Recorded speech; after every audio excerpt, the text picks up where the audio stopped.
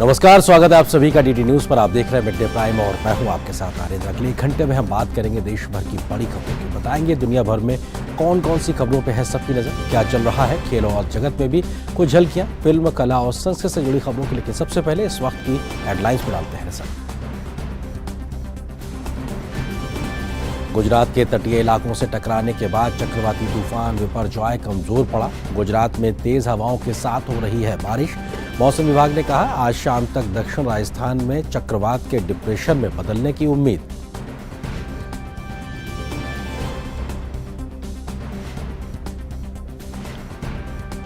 गुजरात के मुख्यमंत्री भूपेंद्र पटेल ने की अधिकारियों के साथ चक्रवात बिपरजॉय के प्रभाव की समीक्षा। NDRF, army, navy, air force, Indian coast guard और बीएसएफ की टीमें राहत कार्यों में जुटी।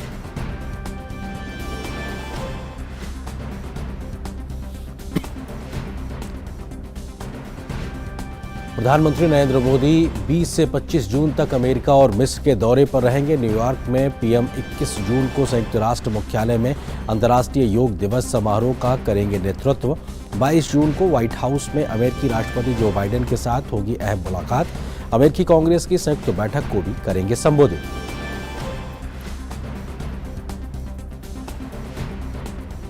प्रधानमंत्री नरेंद्र मोदी ने हैदराबाद में चल रही G20 देशों के कृषि कार्य समूह की मंत्री स्तरीय बैठक को वीडियो संदेश के जरिए किया संबोधित। पीएम की वैश्विक खाद्य सुरक्षा सुनिश्चित करने के लिए सामूहिक प्रयास करने की अपील। जम्मू कश्मीर में सुरक्षा बलों को मिली बड़ी कामयाबी। कुपवाड़ा में हुई मुठभेड़ में सुरक्षा बलों ने 5 आतंकियों को किया ढेर। सुरक्षा बलों का इलाके में तलाशी अभियान जारी।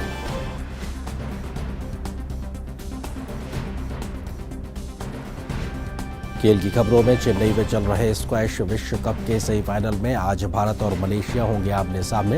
वहीं दूसरे सेमीफाइनल में मिस्र का सामना जापान से।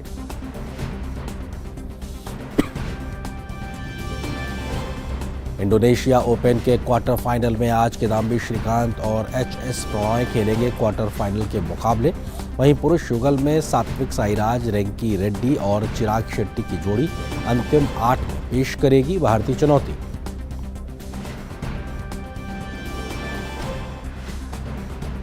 ऑस्ट्रेलिया और इंग्लैंड के बीच ऐतिहासिक एशेज सीरीज का आगाज आज से बर्मिंघम में एजबेस्टन के मैदान पर खेला जाएगा पहला मैच।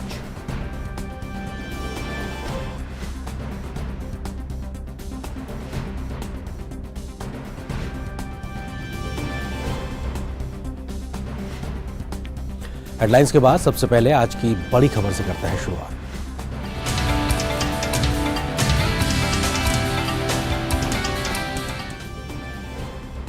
गुजरात के तटीय इलाकों से टकराने के बाद चक्रवाती तूफान बिपरजॉय कमजोर पड़ गया है। गुजरात में तेज हवाओं के साथ बारिश हो रही है। मौसम विभाग ने कहा है कि चक्रवात बिपरजॉय के कमजोर पड़ने के बाद आज शाम तक दक्षिण राजस्थान में चक्रवात के डिप्रेशन में बदलने की उम्मीद है। गुजरात में कल बिपरजॉय के लैंडफॉल की प्रक्रिया के दौरान 23 लोगों के जख्मी होने की खबर है। साथ ही तेज हवाओं की वजह से सौराष्ट्र और कच्छ के कई इलाकों में पेड़ और खंभे गिरने की घटनाएं भी सामने आई है। बिपरजॉय का असर जामनगर में कालाबाड़ धोराजी राजमार्ग पर साफ देखने को मिल रहा है। तेज हवाओं के कारण राजमार्ग पर कई जगहों पर पेड़ उखड़कर गिर हुए दिखाई दे रहे हैं। गुजरात के मांडवी शहर में तेज हवाओं के साथ साथ बारिश हो रही है।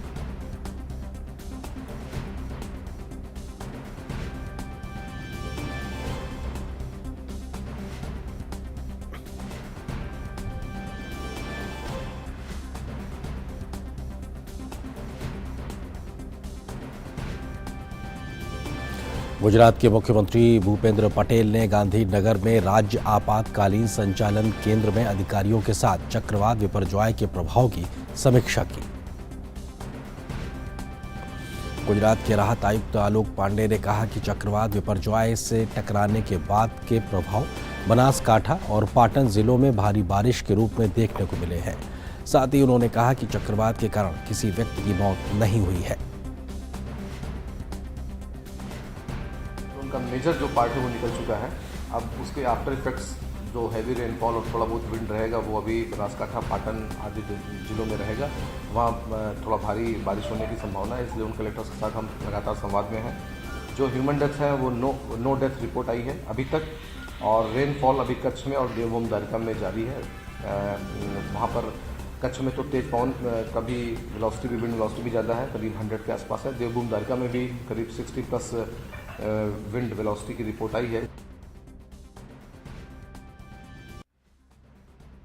ये इलाकों में चक्रवाती तूफान विपर्जॉय का प्रभाव देखने को मिल रहा है। तूफान के असर से कच्छ के कई इलाकों में सड़कों पर पेड़ गिर गए हैं, जिन्हें हटाने के लिए एनडीआरएफ के जवान जुटे हुए हैं। कच्छ के मांडवी में भारी बारिश भी हो रही है, जिसकी वजह से वहां कई पेड़ उखड़ गए हैं, जिन्हें हटाने के लिए मशीनों का इस्तेमाल किया जा रहा है। हालांकि भारी बारिश की वजह से इस अभियान में दिक्कत भी पेश आ रही है।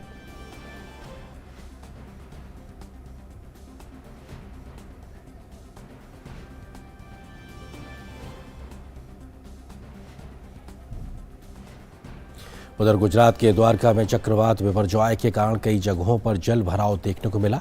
एनडीआरएफ कर्मियों ने रूपेन बंदर के निचले इलाके में फंसे 2 लोगों को भी बचाया है। एनडीआरएफ के महानिदेशक अतुल करवाल ने कहा है कि चक्रवात विपर्जॉय के कारण किसी व्यक्ति की मौत नहीं हुई है। उन्होंने कहा कि जिन 2 व्यक्ति की मौत हुई है वह चक्रवात के लैंडफॉल से पहले हुई है। अभी तक के जो फिगर्स हमको मिल रहे हैं डैमेज के, उसमें 2 जानें हमने खोई हैं लैंडफॉल से पहले, जो दुखद समाचार है। लेकिन इतनी तैयारी का असर ये रहा कि लैंडफॉल के बाद में कोई जानहानि नहीं हुई है। कुछ 24 पशुओं की जानें हमने ज़रूर खोई हैं और 23 लोग घायल हुए हैं, लेकिन कोई लॉस ऑफ लाइफ लैंडफॉल के बाद नहीं हुआ है। एनडीआरएफ के महानिदेशक ने कहा है कि चक्रवात के बाद भी गुजरात और अन्य जगहों पर टीमों को अलर्ट पर रखा गया है। गुजरात के सिवा दीव में हमारी टीम है। डाउन साउथ की बात करें तो मुंबई में 5 टीमें हैं और टीमें अलर्ट पे हैं। कर्नाटका में 4 टीमें हैं। तो जहाँ जहाँ इसका एक प्रभाव या जहाँ जहाँ स्टेट गवर्नमेंट से हमको रिक्वेस्ट आया था, वहाँ हमने अपनी टीमें तैनात कर रखी हैं। और एनडीआरएफ की तरफ से तमाम जानकारियां भी दी गई हैं। इस बात रखा गया कि एनडीआरएफ के डीजी ने कहा कि तूफान कमज़ोर हो रहा है और गहरे दबाव में परिवर्तित हो रहा है। इसके अलावा दक्षिण राजस्थान में बारिश होने की संभावना का जिक्र भी साफ तौर पर निकल के आया, क्योंकि गुजरात से अब राजस्थान की ओर ये चक्रवात बढ़ा है। राजस्थान में एनडीआरएफ की एक टीम जालौर में तैनात की गई है किसी भी संभावित खतरे से निपटने के लिए। कर्नाटक में 4, महाराष्ट्र में 5 टीमें तैनात की गई हैं। एनडीआरएफ के डीजी ने इस बात का जिक्र किया है। वहीं लैंडफॉल से पहले 2 लोगों की मृत्यु हुई है, जिनका जिक्र उन्होंने कहा कि गुजरात के कच्छ इलाके की बात जो सामने निकल के आई थी। इसके अलावा लैंडफॉल के बाद कोई जनहानि नहीं हुई है, यानी कि लैंडफॉल के बाद से लेकर किसी व्यक्ति की मृत्यु नहीं हुई। हालांकि 24 जानवरों की मृत्यु की खबर सामने आई है, जो अपने आप में दुखद है। करीब 1000 गाँव में बिजली की आपूर्ति बाधित है इस वक्त, जिसको तेजी से संचालित शुरू करने का काम किया जा रहा है। 800 पेड़ के आसपास की संख्या है जो कि गिर गए हैं। राजकोट के अलावा कहीं और भारी बारिश नहीं हो रही है। और ये तमाम चीज़ों का जिक्र किया डीजी एनडीआरएफ ने। मौसम विभाग के महानिदेशक मृत्युंजय महापात्रा ने कहा है कि चक्रवात विपर्जॉय आज सुबह कमज़ोर होकर चक्रवाती तूफान में होकर भुज के पास पहुंच गया है। साथ ही उन्होंने कहा कि धीरे धीरे ये तूफान शाम तक कमज़ोर होकर डीप डिप्रेशन में तब्दील हो जाएगा। आज सुबह 8:30 बजे भुज के आसपास, भुज से पश्चिम उत्तर पश्चिम दिशा पे 30 किलोमीटर दूरी पे केंद्रीभूत है और ये थोड़ी से वीक हो गया है और ये अभी एक साइक्लोनिक स्टॉर्म जैसे भुज के पास केंद्रीभूत है। अभी ये साइक्लोनिक स्टॉर्म विपर्जय के साथ विंड स्पीड लगभग 80 से 90 किलोमीटर प्रति घंटा है और धीरे धीरे ये cyclonic storm east north east दिशा पे गति करेगा, सौराष्ट्र कच्छ के एरिया पे, और शाम तक फर्दर वीक होकर एक डीप डिप्रेशन में परिणत होगा। गुजरात के स्वास्थ्य मंत्री ऋषिकेश पटेल ने कहा कि चक्रवात विपर्जॉय के कारण किसी भी प्रकार की जनहानि की सूचना नहीं मिली है। साथ ही उन्होंने कहा कि आज भी पूरे गुजरात में तेज हवाएं चल सकती हैं और भारी बारिश होने की संभावना है। जो रिपोर्टिंग हुआ है वहां पर किसी भी प्रकार की मानव मृत्यु का समाचार नहीं है। पशु का भी मरने का यहाँ तक कोई रिपोर्टिंग नहीं हुई है। वैसे पेड़ गिरने का, बीज पोल धराशायी होने का सब वो मैसेज मिला है। इंदिरा, जखौ, कोटेश्वर, लखपत और नलिया, वहां पर विंड स्पीड भी ज्यादा है, बारिश भी हो रही है, होने की संभावना भी है। यहाँ से भी ऐसे कॉल आते हैं कि भाई रास्ता बंद हो गया है, तो तुरंत 15 से 20 मिनट के बीच में रिस्पांस टीम वहां पहुंच भी जाती है और रास्ता साफ किया जा रहा है। और किस तरीके से विपर्जॉय ने अभी तक लैंडफॉल के बाद की एक तस्वीर देखने को मिली, आइए आपको सिलसिलेवार तरीके से दिखाने की कोशिश करते हैं कि क्या कुछ एक तरीके से स्थिति रही, क्योंकि ये तेज हवाएं ये साफ तौर पे बताती हैं कि समंदर से उठा हुआ विपर्जॉय ने क्या कुछ स्थिति दिखाई है।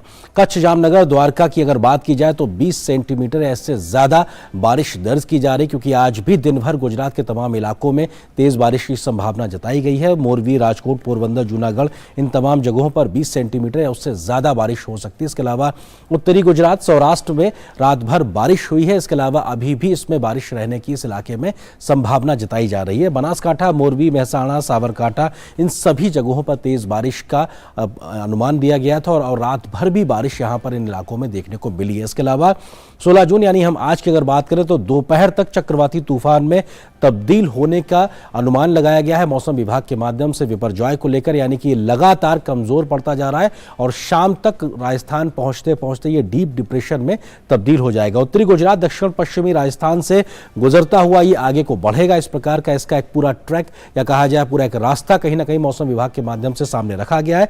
राजस्थान की बात करें तो बाड़मेर, जालौर में बहुत ज्यादा बारिश होने की संभावना या चेतावनी जारी की गई है, क्योंकि गुजरात के बाद अब ये राजस्थान से होता हुआ गुजरेगा, जहां पर अपने ये निशान छोड़ेगा तेज बारिश के तौर पर, तेज हवाओं के तौर पर। इसके अलावा विपर्जॉय और बचाव और प्रयास के लिहाज से अगर बात करें तो सरकार लगातार तैयार थी, चाहे केंद्र की बात हो, राज्य सरकार की बात हो।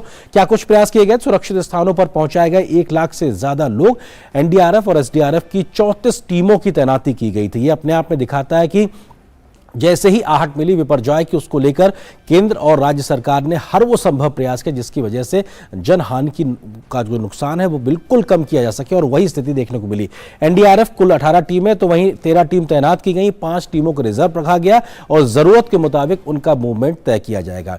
वायुसेना हो, नौसेना हो, तटरक्षक बल हो, या इन सबकी मौजूदगी कहीं ना कहीं रही है। विभिन्न एजेंसियों के बीच में बेहतर समन्वय भी देखने को मिला है। सेना भी लगातार इस पूरे मौके पर मौजूद रही है, हर एक व्यक्ति को बचाया जा सके ये तमाम कोशिश रही है। प्रभावित क्षेत्रों में लगभग 450 अस्पतालों की पहचान की गई है और जरूरी दवाओं की आपूर्ति सुनिश्चित करने के लिए भी हर वो प्रयास किया गया है ताकि किसी भी प्रकार की संभावित समस्याओं से निपटने के लिए पहले से पूरी तैयारी की जा सके। पर्याप्त शेल्टर होम्स की व्यवस्था की गई है। बिजली आपूर्ति को सुनिश्चित करने के लिए करीब 600 टीमें तैनात की गई हैं, जिसमें चाहे हम मोबाइल कनेक्टिविटी के लिहाज से बात करें या फिर बिजली आपूर्ति को रिस्टोर करने की बात करें, इन सब में लगभग 600 टीमें तैयार की गई हैं। जैसे ही कोई जानकारी मिलेगी वो सब इस जगह पे जाकर रिस्टोरेशन का काम करेंगे। लेकिन चक्रवात की अगर बात की जाए, खतरा और बचाव, क्योंकि ये एक ऐसी प्राकृतिक आपदाएं हैं जिस पर किसी भी का जोर नहीं चलता है मानव का, तो उनसे बचने के उपाय और क्या तरीके हो सकते हैं उसमें हमने काफी कुछ सुधार देखा है बीते कुछ वर्षों की बात करें। चक्रवात चेतावनी तंत्र में लगातार सुधार आया, खासतौर से मोदी सरकार के आने के बाद में इस पर तेज गति से काम हुआ है। हताहतों की संख्या में तेजी से गिरावट आई क्योंकि हम पहले से अर्ली वार्निंग सिस्टम पे काम कर पा रहे हैं। नीति और योजनागत त्वरित फैसले, यानी कि जैसे ही जानकारी ली जा रही है नीतिगत फैसलों को लागू किया जा रहा है, फैसले लेने में देरी नहीं की जा रही है। इसके अलावा आम लोगों तक सूचना बेहतरी से पहुंच सके इसका भी ध्यान रखा जा रहा है और जल्दी से जल्दी अर्ली वार्निंग सिस्टम के तहत लोगों को सूचित करें, अवेयर करें, जागरूक करें ताकि जनहानि ना होने पाए। एनडीआरएफ को मजबूत किया गया क्योंकि हम जानते हैं एनडीआरएफ सबसे ज्यादा प्रोफेशनल एक तरीके से हमारा बल है जो कि तैयार किया गया है किसी भी आपदा से निपटने के लिए।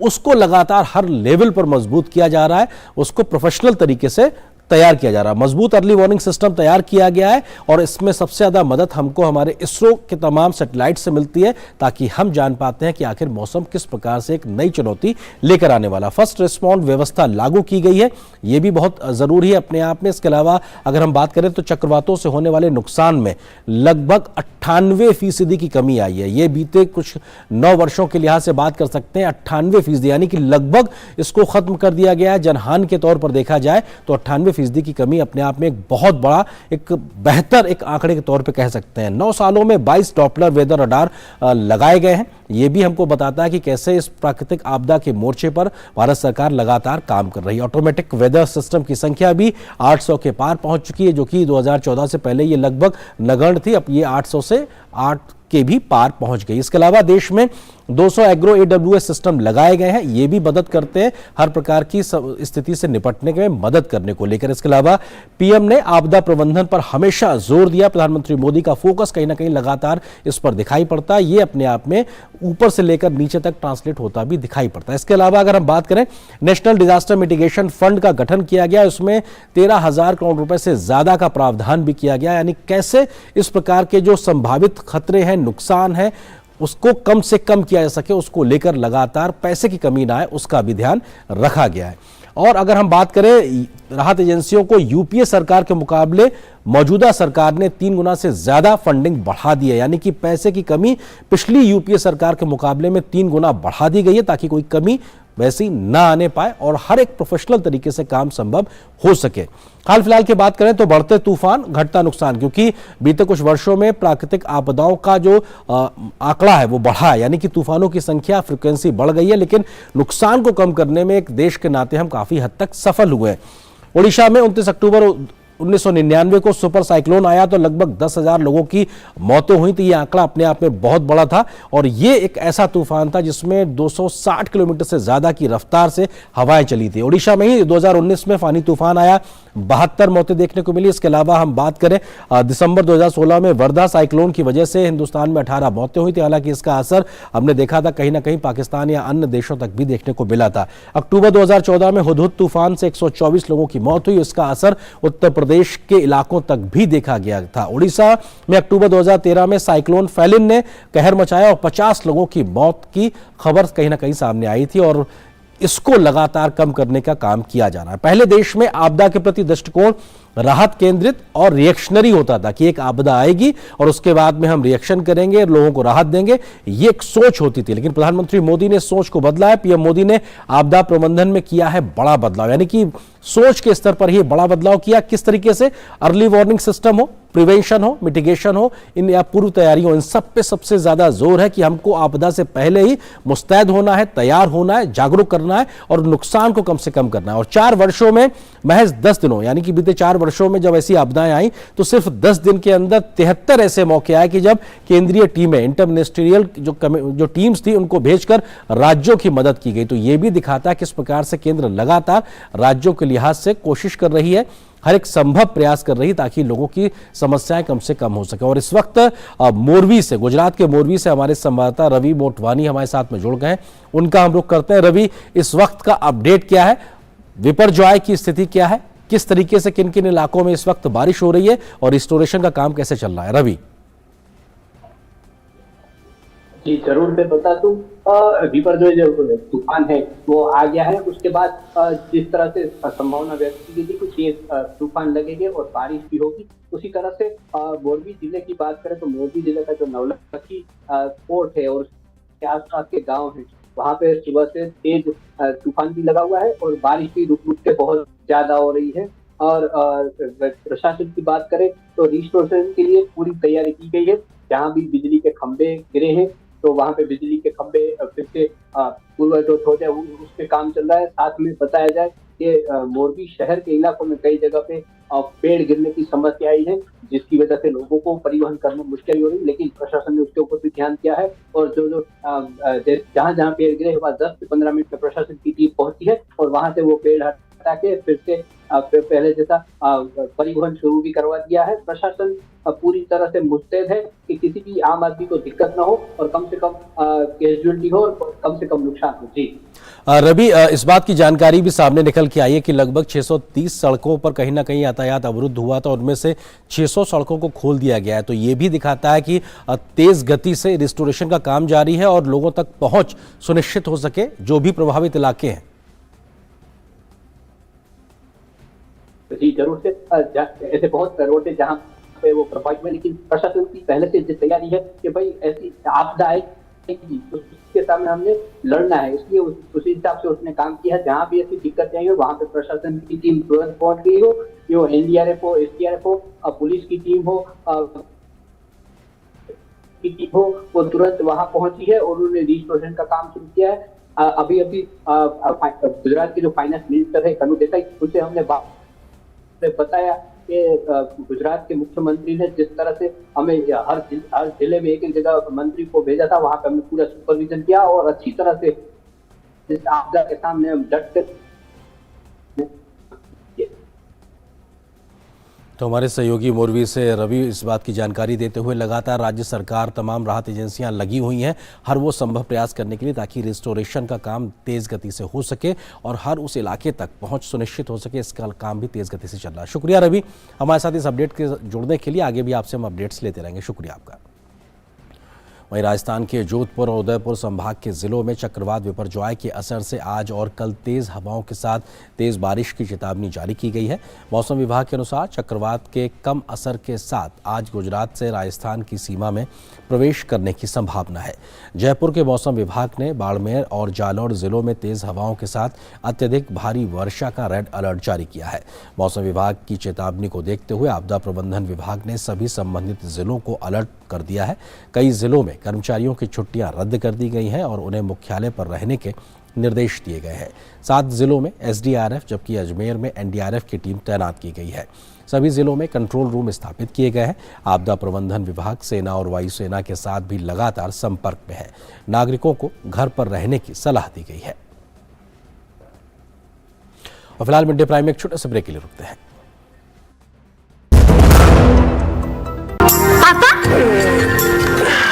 पापा, क्या आर्यभट्ट ने जीरो की खोज की थी?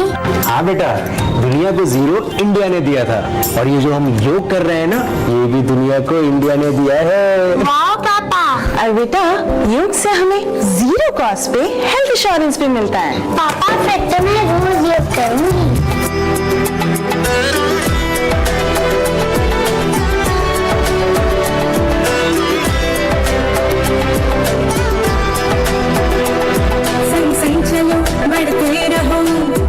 सभी करते रहो, संग संग चलो बढ़ते रहो, योग सभी करते रहो। योग करने से स्मरण शक्ति बढ़ती है, सब आसानी से याद हो जाता है। योगा ही जीवन का एक आधार है। योग से बॉडी बहुत फ्लेक्सिबल होती है। बढ़ते रहो, योग सभी करते रहो। आयुष मंत्रालय, भारत सरकार द्वारा जनहित में जारी। वसुधैव कुटुंबकम्।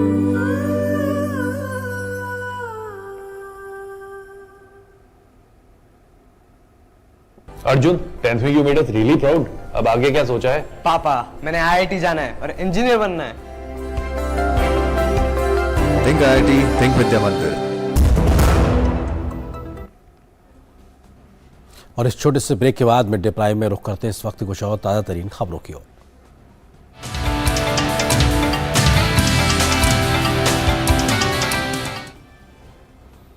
प्रधानमंत्री नरेंद्र मोदी 20 से 25 जून तक अमेरिका और मिस्र के दौरे पर रहेंगे। अमेरिकी राष्ट्रपति जो बाइडेन और वहां की प्रथम महिला लिज बाइडेन के न्योते पर पीएम मोदी अमेरिका की आधिकारिक राजकीय यात्रा करेंगे। यात्रा न्यूयॉर्क से शुरू होगी, जहां प्रधानमंत्री मोदी 21 जून को संयुक्त राष्ट्र मुख्यालय में अंतर्राष्ट्रीय योग दिवस समारोह का नेतृत्व करेंगे।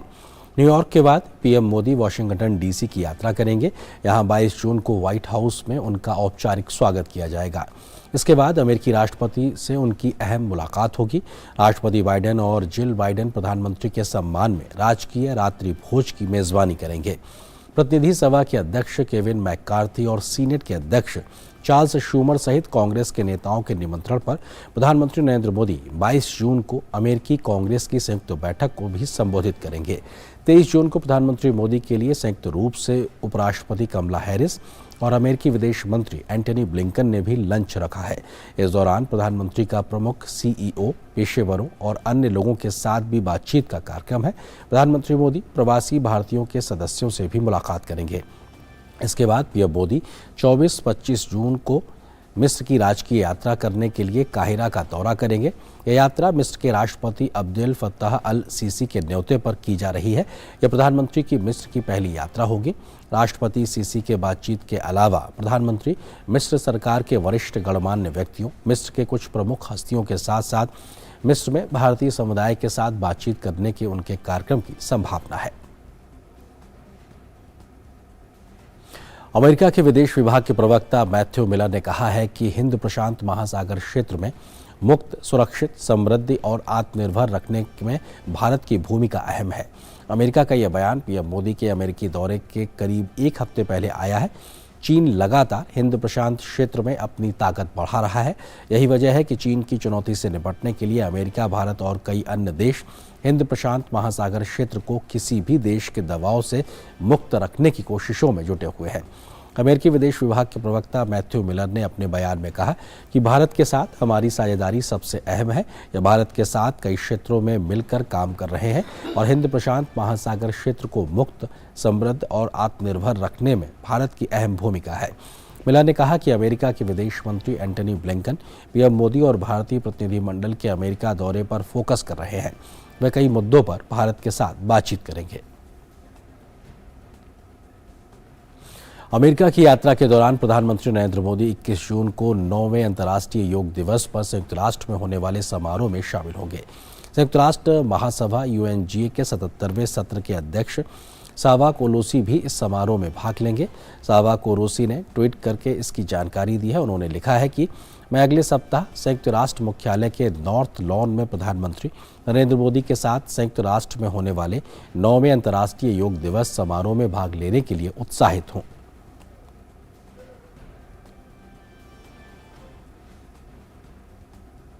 और प्रधानमंत्री के इस बेहद महत्वपूर्ण दौरे के खबर को लेकर अधिक बातचीत करने के लिए हमारे सहयोगी संवाददाता सुधाकर दास हमारे साथ इस वक्त मौजूद है। सुधाकर, अगर देखा जाए तो प्रधानमंत्री का यह बेहद अहम अमेरिका का दौरा, साथ ही साथ मिस्र का दौरा, अगर हम अमेरिका के दौरे से शुरुआत की बात करें तो कहीं ना कहीं अंतर्राष्ट्रीय योग दिवस का कार्यक्रम के इस 9वें अंक के लिहाज से भव्यता बहुत ज्यादा बढ़ने वाली है और अंतर्राष्ट्रीय स्तर पर इसकी बहुत ज्यादा चर्चा भी होने वाली है। बिल्कुल आर्यन, और देखिए जिस तरह से रिएक्शंस आ रहे हैं अमेरिका से हर वर्ग की तरफ से, चाहे अमेरिकी सांसद हो, वहां के जो बिजनेस टाइकून हो, वहां के आम लोग हो, जिस तरह से स्वागत की वहां तैयारी हो रही है, जो भारतवंशी है, वो जो रिएक्शंस आ रहे हैं उससे पता चलता है कि कितनी उत्सुकता से प्रधानमंत्री मोदी का इंतजार हो रहा है। और भारत अमेरिका संबंधों के लिहाज से कहे तो बिल्कुल एक नए अध्याय की शुरुआत तो होने वाली है। ये राजकीय यात्रा उनकी होगी और बीते कुछ महीनों में आपने देखा भी होगा, जो तस्वीरों में हमें नजर आया, जिस तरह की केमिस्ट्री खासतौर से राष्ट्रपति जो बाइडेन और प्रधानमंत्री मोदी के बीच नजर आई, और जिस तरह के बयान उन्होंने दिए कि कितना दबाव वो महसूस कर रहे हैं कि पीएम मोदी को अगर डिनर के लिए उन्होंने आमंत्रित किया तो उस भोज में शामिल होने के लिए हर वो व्यक्ति जो आम और खास है वो उसमें शामिल होना चाहता है। उसके लिए राष्ट्रपति भवन पर व्हाइट हाउस पर दबाव भी डाला जा रहा है। तो इस तरह के बयान उनकी तरफ से है, तो उस लिहाज से कह सकते हैं कि बहुत ही बेसब्री से पीएम मोदी के इस दौरे का इंतजार हो रहा है। जाहिर तौर पर उनके दौरे की शुरुआत अंतर्राष्ट्रीय योग दिवस के कार्यक्रम से होगी। और देखिए साल 2014 में जब अंतर्राष्ट्रीय योग दिवस 21 जून को मनाने का जो भारत का प्रस्ताव था, उसको 250 से भी ज्यादा देशों ने एकमत से उसको स्वीकार किया था। और उसके बाद किस तरह से दुनिया भर में योग की लोकप्रियता बढ़ी है। और आज पीएम मोदी का ये जो विजन था कि योग सिर्फ एक्सरसाइज के लिए नहीं बल्कि एक हॉलिस्टिक हेल्थ केयर के लिए, वेलनेस के लिए, और जो दुनिया में जो चुनौतियां हैं उसका सामना करने के लिए आपस में लोगों को जोड़ने के लिए बहुत महत्वपूर्ण साधन है, तो उसमें आज दुनिया भरोसा कर रही है। और उम्मीद जरूर की जा रही है कि 190 देशों के जो प्रतिनिधि हैं, डिप्लोमेट्स हैं, मंत्री हैं और अमेरिका के तमाम आम खास लोग इस कार्यक्रम में शिरकत करने वाले हैं। आर्यन, सुधाकर, अगर बात की जाए तो दूसरी बार अमेरिकी कांग्रेस को संबोधित करने वाले पहले प्रधानमंत्री के तौर पर प्रधानमंत्री का ये कार्यक्रम भी बहुत महत्वपूर्ण होने जा रहा है, क्योंकि आपने जिक्र किया कि अमेरिका के तमाम सांसदों की ओर से एक रिएक्शंस आने लगे हैं प्रधानमंत्री की इस यात्रा को लेकर। हमने देखा कैसे दोनों हाउस के जो प्रमुख हैं उनकी ओर से न्योता दिया गया है प्रधानमंत्री को कांग्रेस को संबोधित करने के लिए। बिल्कुल, दोनों हाउस के स्पीकर्स ने पीएम मोदी को आमंत्रित किया था। भारत के पहले प्रधानमंत्री हैं और तो दुनिया में अगर बात की जाए तो सिर्फ तीसरे होंगे। इससे पहले विंस्टन चर्चिल और बेंजामिन नेतन्याहू को ऐसा मौका मिला, तो ये एक अपने आप में अभूतपूर्व है। दूसरी बार लगातार और इतने कम वर्षों के अंतराल पर, साल 2016 में पहली बार उन्होंने अमेरिकी कांग्रेस को संबोधित किया था। तो एक जो रिलेशनशिप उन्होंने बनाया है, एक बाई पार्टीशन रिलेशनशिप आप कह सकते हैं, डेमोक्रेट्स हो, रिपब्लिकन हो, और तो जो भारत के रिश्ते हैं अमेरिका के साथ, ये जो दोस्ती है, साझेदारी, दुनिया के सबसे पुराने लोकतंत्र, दुनिया के सबसे बड़े लोकतंत्र के बीच ये जो स्वाभाविक भागीदारी को आगे बढ़ाने के लिए पीएम मोदी ने जिस तरह की भूमिका निभाई है बीते 9 वर्षों में, तो उसका एक तरह से उसका प्रतीक है कि उनको एक तरह से ओवरवेलमिंग तरीके से आमंत्रित किया गया है। और दोनों दलों के प्रतिनिधि हम देख रहे हैं कि लगातार बहुत उत्साहित है पीएम मोदी का स्वागत करने के लिए। चाहे अमेरिकी कांग्रेस हो, अमेरिका की जमीन पर कई सांसदों से उनकी मुलाकात भी संभावित है। कुछ कह सकते हैं कि अमेरिका भारत रिश्तों के एक बहुत बेहतरीन दौर की अभी शुरुआत होने वाले इस दौरे के चलते। जी बिल्कुल, हम सबको इस बात की अपेक्षा और उम्मीद भी है कि इस महत्वपूर्ण दौरे से तमाम आपसी सहयोग के नए आयाम भी खुलते नजर आएंगे। शुक्रिया सुधाकर, हमारे साथ जुड़ने के लिए, इस विषय पर विस्तार से बात करने के लिए शुक्रिया आपका। और यहाँ पर एक और छोटे से ब्रेक के लिए रुकते हैं। योग कर रहे हैं ना, ये भी दुनिया को इंडिया ने दिया है। वाह पापा। और बेटा, योग से हमें 0 कॉस्ट पे हेल्थ इंश्योरेंस भी मिलता है। पापा फिर तो मैं रोज योग करूंगी।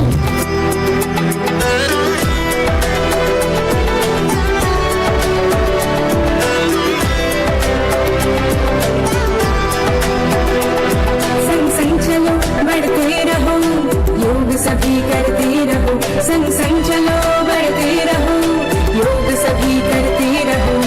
योग करने से स्मरण शक्ति बढ़ती है, सब आसानी से याद हो जाता है। योगा ही जीवन का एक आधार है। योग से बॉडी बहुत फ्लेक्सिबल होती है। बढ़ते रहो, योग सभी करते रहो। आयुष मंत्रालय, भारत सरकार द्वारा जनहित में जारी। वसुधैव कुटुंबकम्।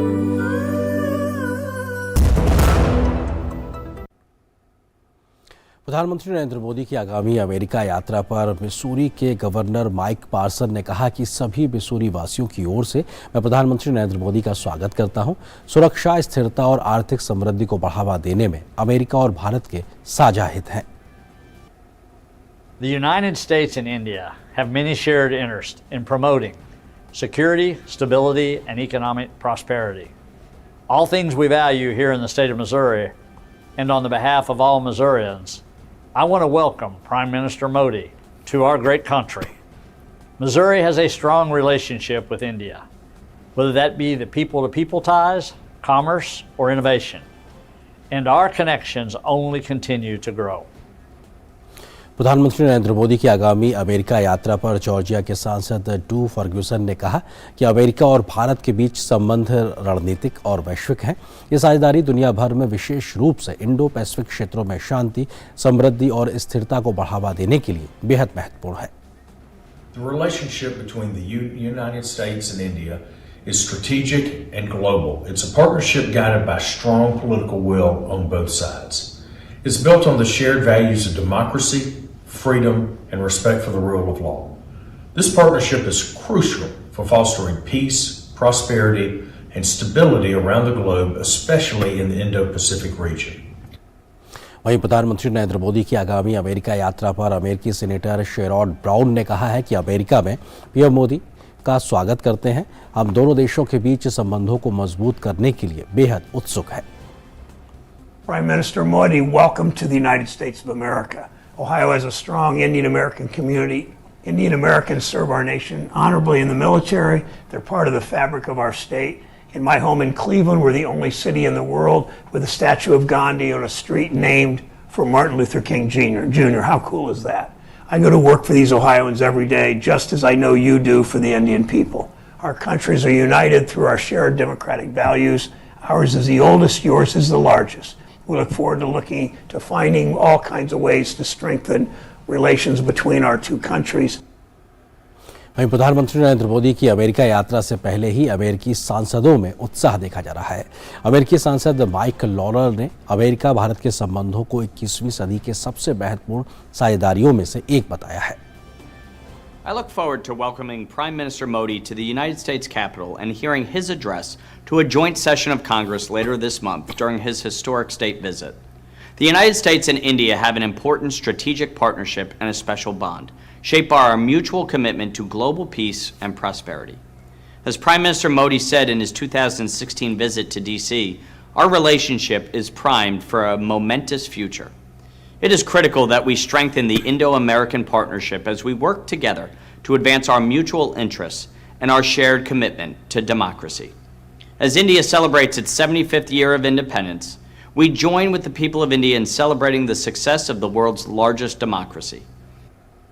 प्रधानमंत्री नरेंद्र मोदी की आगामी अमेरिका यात्रा पर अमेरिकी सांसद एमी बेरा ने कहा कि पीएम नरेंद्र मोदी की राजकीय यात्रा भारत अमेरिका व्यापार संबंधों पर काम करने का अवसर प्रदान करेगी। It's an important visit. At this moment in time, you're seeing the U.S.-India relationship grow. Obviously there's, geopolitical challenges within Asia and so forth. And then India is also a rising economic power. So, I think there's an opportunity to work on the U.S.-India trade relationship. We're talking a lot about supply chains and, coming out of the pandemic, I think there's a real opportunity for the two countries to grow together. प्रधानमंत्री नरेंद्र मोदी ने हैदराबाद में चल रही G20 देशों के कृषि कार्य समूह की 3 दिवसीय मंत्री स्तरीय बैठक को वीडियो संदेश के जरिए आज संबोधित किया। प्रधानमंत्री ने G20 देशों से वैश्विक खाद्य सुरक्षा सुनिश्चित करने के लिए सामूहिक प्रयास करने की अपील की है। साथ ही उन्होंने वैश्विक उर्वरक आपूर्ति श्रृंखला को मजबूत करने की भी अपील की है। Let us embrace Sri Anna millets as the food of our choice. As part of our own commitment, India is developing an Institute of Millets Research as a center of excellence for sharing best practices, research and technology in millets. Friends, I urge you to deliberate on how to undertake collective action to achieve global food security. We must find ways to build sustainable and inclusive food systems focused on marginal farmers. We must find ways to strengthen global fertilizer supply chains. प्रधानमंत्री नरेंद्र मोदी ने दुनिया भर में कृषि क्षेत्र में अपनाई जा रही अलग अलग पद्धतियों का उपयोग कर किसानों को सशक्त करने की बात भी कही। साथ ही उन्होंने ग्लोबल साउथ के छोटे और सीमांत किसानों के लिए किफायती उपाय पर भी विचार करने को कहा। Traditional practices from different parts of the world may inspire us to develop alternative for regenerative agriculture. We need to empower our farmers with innovation and digital technology. We must also make solutions affordable for small and marginal farmers in the global south. There is also an urgent need to reduce agriculture and food waste and instead invest in creating wealth from waste. और mid day prime में फिलहाल खबरों में आगे बढ़ने से पहले एक छोटे से ब्रेक के लिए रुकते हैं।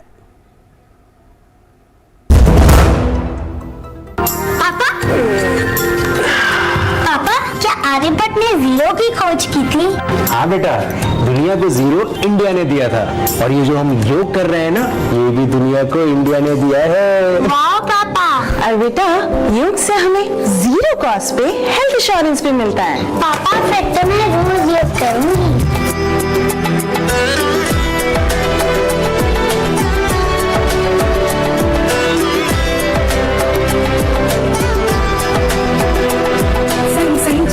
बढ़ते रहो, योग सभी करते रहो, संग संग चलो बढ़ते रहो, योग सभी करते रहो, योग करने से से स्मरण शक्ति बढ़ती है, सब आसानी से याद हो जाता है।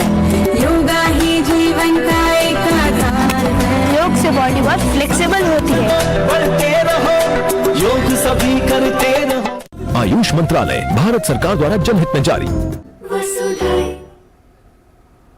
और पंचायत चुनाव से पहले पश्चिम बंगाल में लगातार हिंसा देखने को मिल रही है। हिंसाग्रस्त इलाकों का पश्चिम बंगाल के राज्यपाल ने दौरा किया, उसके बाद वो एक प्रेस कॉन्फ्रेंस को संबोधित कर रहे हैं। आइए आपको सीधे ले चलते हैं। Reaction, not an alibi for inaction. Thank you.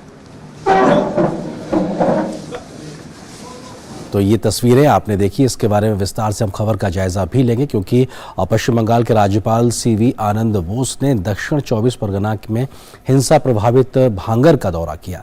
इससे पहले गुरुवार को भांगर में नामांकन चरण के दौरान अंतरदलीय संघर्ष में AISF के एक उम्मीदवार और तृणमूल कांग्रेस के एक कार्यकर्ता की मौत हो गई थी। गुरुवार को सुबह उत्तर दिनाजपुर जिले में के चोपड़ा में माकपा के एक उम्मीदवार की गोली मारकर हत्या कर दी गई थी, जब वह अपना नामांकन दाखिल करने के लिए स्थानीय खंड विकास कार्यालय जा रहा था। मौतों का सिलसिला 9 जून को शुरू हुआ, जो नामांकन का पहला दिन था, जब मुर्शिदाबाद जिले के खार ग्राम में कांग्रेसी कार्यकर्ता की गोली मारकर हत्या कर दी गई।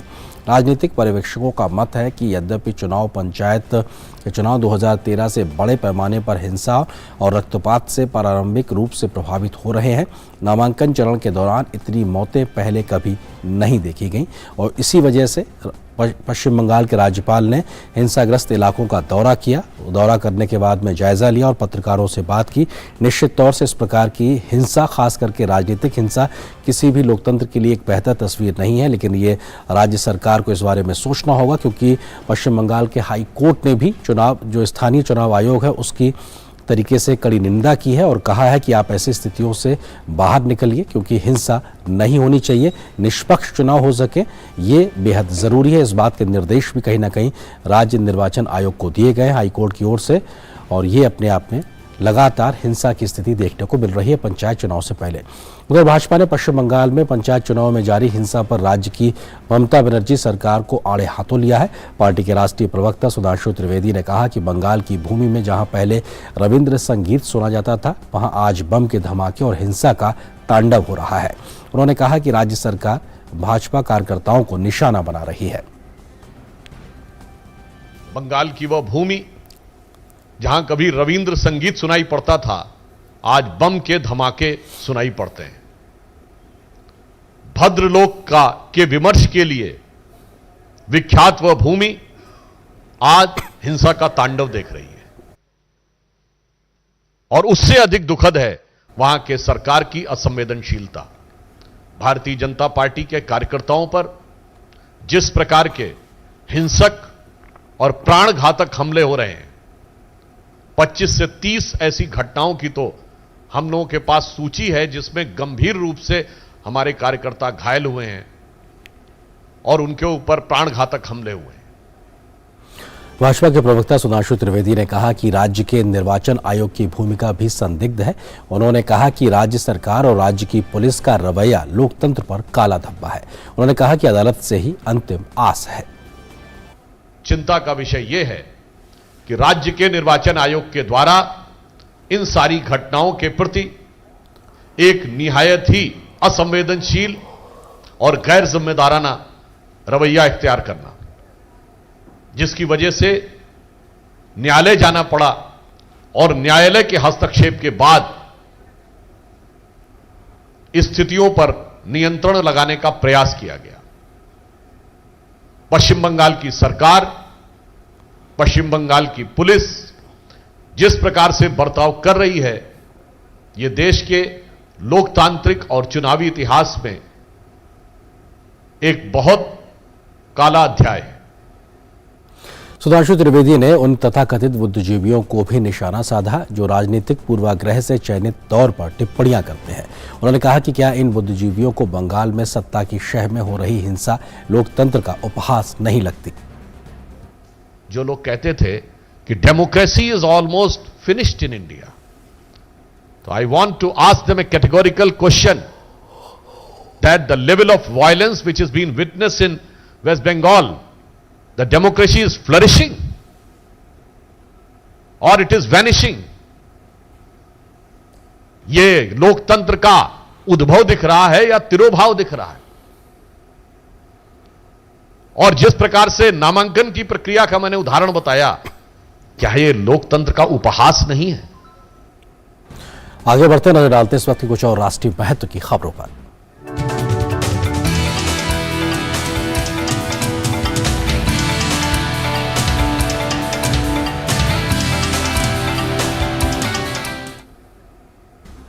जम्मू कश्मीर के कुपवाड़ा जिले में सुरक्षा बलों को बड़ी कामयाबी मिली है। आज तड़के शुरू हुई मुठभेड़ में 5 आतंकियों को ढेर कर दिया गया है। मारे गए 5 आतंकी विदेशी हैं। कुपवाड़ा जिले के जुमागुंड इलाके पर अंतर्राष्ट्रीय सीमा पर कुपवाड़ा पुलिस को सूचना मिलने के बाद सेना और पुलिस के संयुक्त दल के बीच मुठभेड़ सुबह से जारी है। इलाके में सुरक्षा बलों का तलाशी अभियान फिलहाल चल रहा है। कांग्रेस शासित राज्यों में अवैध खनन माफियाओं का आतंक देखने को मिल रहा है। पहली घटना कर्नाटक के कलबुर्गी की है, जहां रेत माफियाओं के हौसले इतने बुलंद हैं कि गुरुवार शाम को रेत माफिया ने ट्रक से कुचलकर एक पुलिसकर्मी की हत्या कर दी। ये घटना जीवर्गी के नारायणपुरा गांव में हुई, जब 51 वर्षीय कांस्टेबल एम चौहान ने अवैध खनन को रेत ले जा रहे एक ट्रक को जांच के लिए रोकने का इशारा किया, लेकिन ट्रक ड्राइवर नहीं रुका और पुलिसकर्मी को कुचलते हुए आगे बढ़ गया, जिसके चलते मौके पर ही पुलिसकर्मी की मौत हो गई। ट्रैक्टर अवैध खनन कर रेत ले जा रहा था और पुलिसकर्मी ऐसी गतिविधियों की जांच के लिए गश्त कर रहा था। ट्रैक्टर चालक को गिरफ्तार कर लिया गया है और मामले की जांच के आदेश दे दिए गए हैं।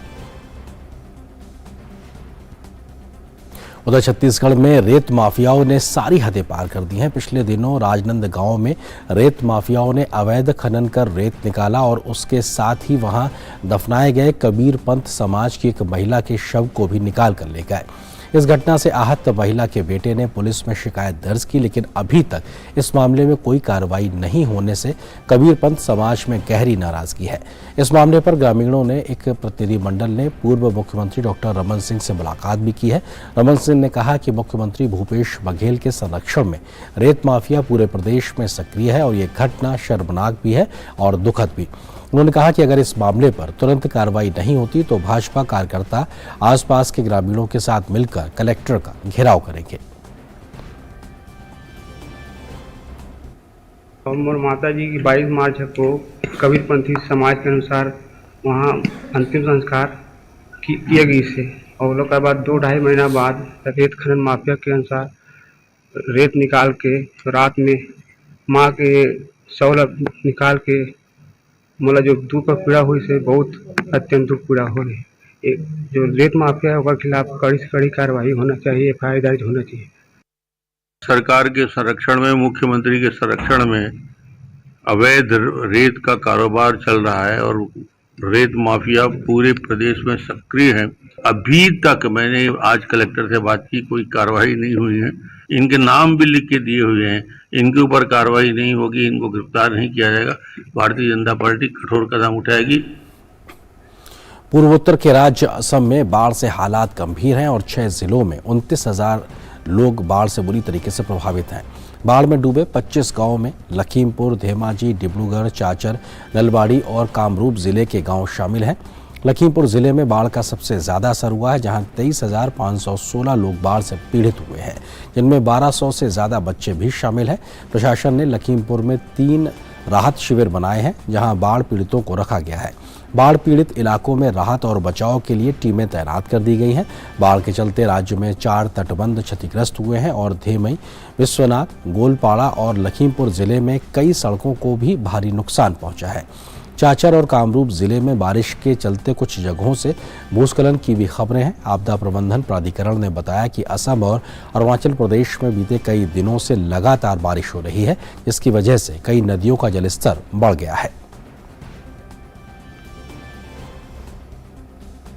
आगे बढ़ते देखते हैं व्यापार जगत की क्या है आज की बड़ी खबरें।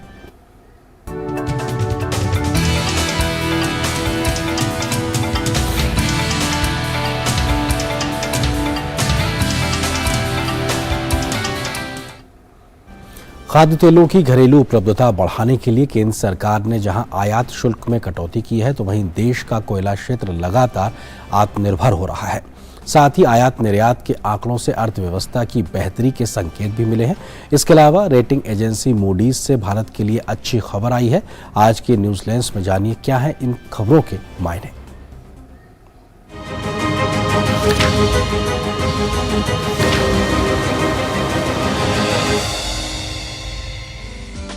अर्थव्यवस्था के मोर्चे पर लगातार अच्छी खबरों के मिलने का सिलसिला जारी है।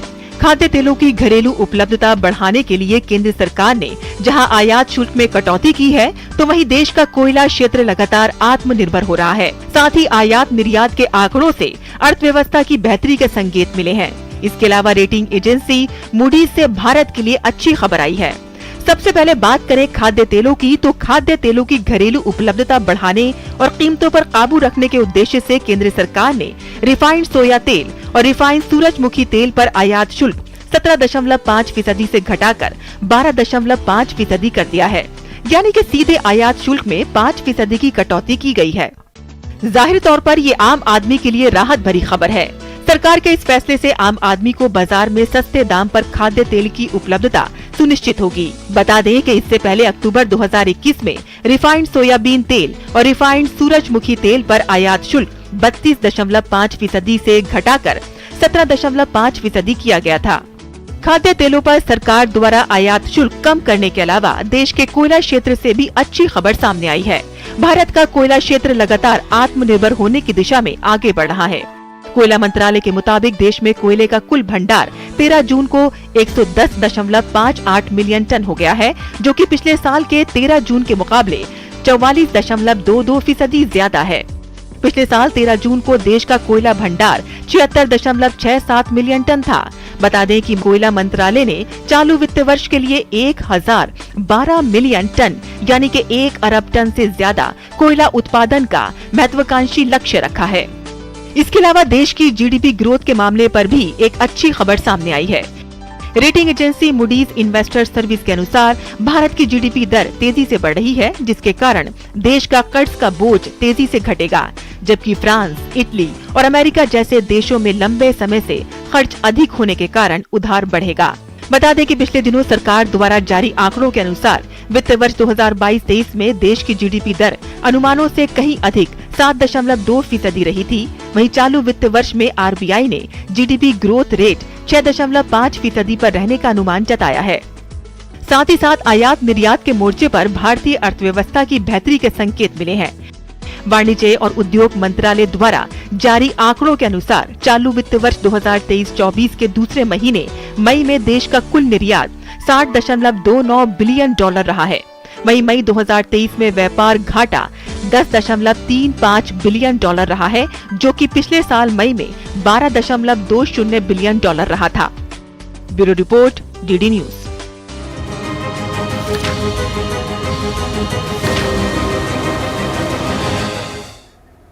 और आपको सीधे ले चलते हैं मुंबई, जहां नेशनल लेजिस्लेटर कॉन्फ्रेंस को संबोधित कर रहे हैं लोकसभा के अध्यक्ष ओम बिरला। सीधे तस्वीरें दिखाते हैं आपको। प्रमाण हमारे हैं और इसीलिए हम कहते हैं कि मदर ऑफ डेमोक्रेसी भारत है।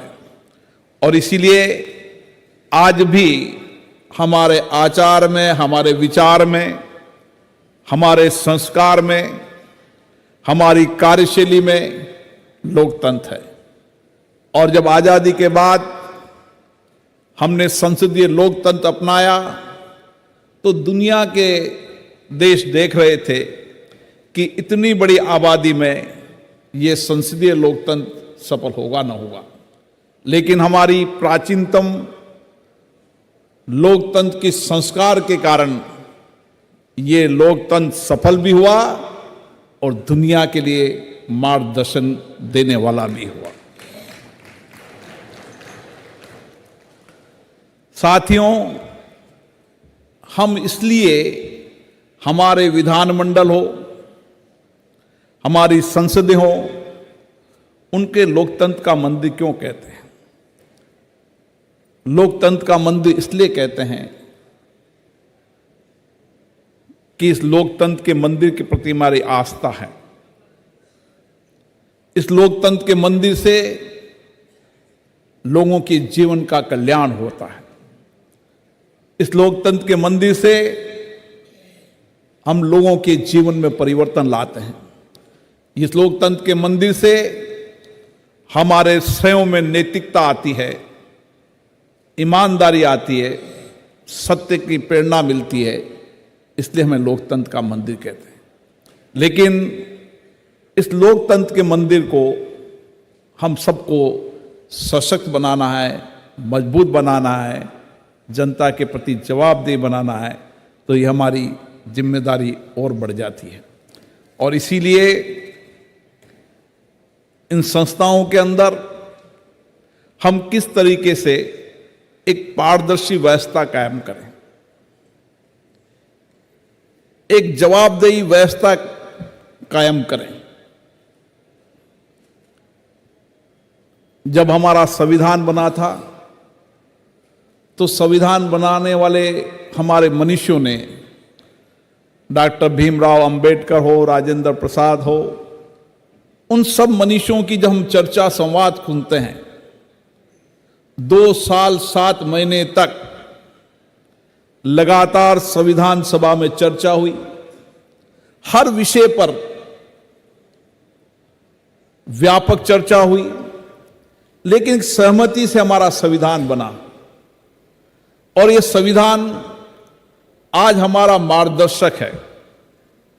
ये संविधान हमें एक दिशा दे रहा है और हमारी संस्थाएं, चाहे विधानसभा हो चाहे लोकसभा, वह संविधान के अनुसार चलती है। और इसीलिए संविधान के इस आधार पर चलने के कारण हमारी जिम्मेदारी बन जाती है कि जो संविधान में दिया है उसकी रक्षा करने की। संविधान बनाते समय समता, समानता, स्वतंत्रता, बंधुत्व एक ऐसे विचार दिए थे जिन विचारों को लेकर हमें आज चलने की आवश्यकता है। और इसीलिए हम जहां पर इन संस्थाओं के बारे में चर्चा करेंगे, वहां व्यक्तिगत रूप से भी हमें अपने ऊपर भी चर्चा करने की आवश्यकता है। इसलिए इस 75 वर्ष की लोकतंत्र की एक लंबी यात्रा होती। हमने लोकतंत्र की यात्रा में लोकतंत्र को सशक्त किया, मजबूत किया। इस लोकतंत्र की यात्रा से हमने देश प्रदेश के अंदर विकास के नए आयाम खड़े किए। हमने इस कानून बनाकर जनता को अधिकार देने का काम किया। हमने जनता के जीवन को बेहतरीन बनाने के लिए काम किया। लेकिन लोकतांत्रिक संस्थाओं के अंदर हमें फिर से चिंता करने की आवश्यकता क्यों पड़ रही? हमारे पूर्व अध्यक्षों ने इन संस्थाओं की मर्यादा, प्रतिष्ठा बनाने के लिए लगातार प्रयास किया। अब हमारी इस वर्तमान परिप्रेक्ष्य के इस अमृत काल में हमारी जिम्मेदारी और बढ़ जाती है। किन संस्थाओं को हम कैसे और बेहतर तरीके से, प्रभावी रूप से एक आदर्श संस्थाओं के रूप में, आदर्श विचारों का मंथन करने के रूप में इन संस्थाओं को फिर से क्यों विचार करने की आवश्यकता पड़ी। और इसीलिए आज हमें संविधान के निर्माण के बाद जब संसदीय लोकतंत्र अपनाया था, तो उस समय संसदीय लोकतंत्र के अंदर हमारी कार्यपालिका विधानमंडलों के प्रति जवाबदेही हो, विधानमंडल जनता के प्रति जवाबदेही हो और उसमें चुनने वाले विधायक जनता की अपेक्षाएं, आकांक्षाओं को पूरा करें। और यह समय आ गया है जब हम जनता की अपेक्षाएं, आकांक्षाओं को कैसे पूरा कर सकते हैं, और जिन सदनों से जनता की अपेक्षाएं, आकांक्षाएं, समाज के अंतिम व्यक्ति की आवाज इन सदनों के माध्यम से होती है, तो हमें सदनों की मर्यादा बनाकर रखनी पड़ेगी। आज हम सबके लिए चिंता का विषय है। कई हमारे पूर्ववक्ताओं ने भी कहा कि संसद का एजेंडा देश और प्रदेश की जनता तय करे। संसद विधानसभा के एजेंडे समाज के अंतिम व्यक्ति में बैठा व्यक्ति तय करे। लेकिन आज संसद के अंदर, चाहे विधानसभाओं के अंदर, जिस तरीके का व्यवहार हो रहा है, जिस तरीके का आचरण हो रहा है, यह हम सबके लिए चिंता का विषय है। सदनों में नियोजित तरीके से सदन को वैधान करना, सदनों को स्थगित करना, बेल में आके नारेबाजी करना, सदन कागज पढ़ने के लिए होते हैं, उन सदनों के अंदर कागज फाड़ने की प्रवृत्ति हो रही है। यह हम सबको कहीं ना कहीं चिंता नहीं लगती। तो इसी तस्वीरें आप मुंबई से देख रहे थे, जहां राष्ट्रीय विधायक सम्मेलन को लोकसभा के अध्यक्ष ओम बिरला संबोधित कर रहे थे। फिलहाल इस खबर के साथ मिड डे प्राइम के आज के संक में बस इतना है, लेकिन डीडी न्यूज पर खबरों का सफर लगातार जारी है। नमस्कार।